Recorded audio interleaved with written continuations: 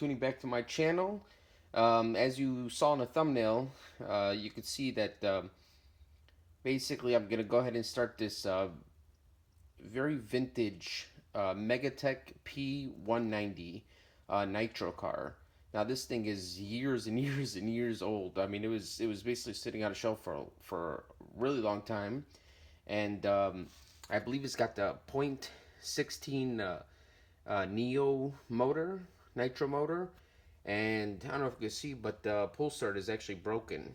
So I'm gonna go ahead and start it with a drill using a 14mm socket, and basically put a glow plug in it.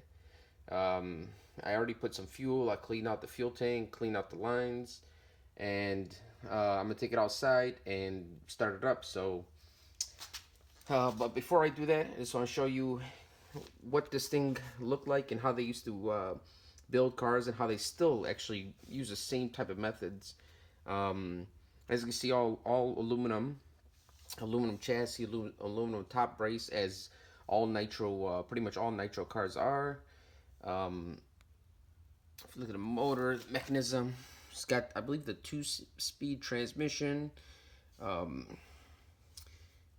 The only thing is, as soon as brushless came out, I completely switched over. I never liked nitro again, and the reason being is because it just requires way too much maintenance. It's very dirty, very loud. You know, obviously you got to oil up the motor. You know, got to bring fuel. You got to tune it. You know, basically got to, you know, put batteries for the receiver, batteries for the remote, batteries for this, batteries for the starter. But I mean, there's batteries for a glow plug. There's way too many batteries required for this car. So, you know, as soon as I switch over to nitro, all you do is plug in a LiPo battery and put a couple of AA batteries in the remote, and you're good to go. I mean, simple as that. So, but still, look at the mechanism on this thing. You know, got the big muffler. It's got the racing motor on there. Nice shocks.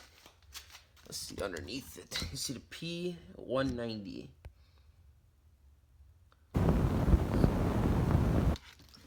The underside of it.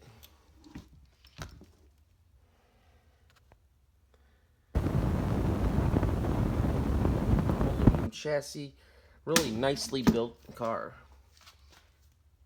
So I'm gonna go ahead and take it outside and show you how this thing runs after, I believe it was sitting for at least, I don't know, a good 10 years. I mean, it's got good compression to it, so it should turn over very, very easily. So very good compression.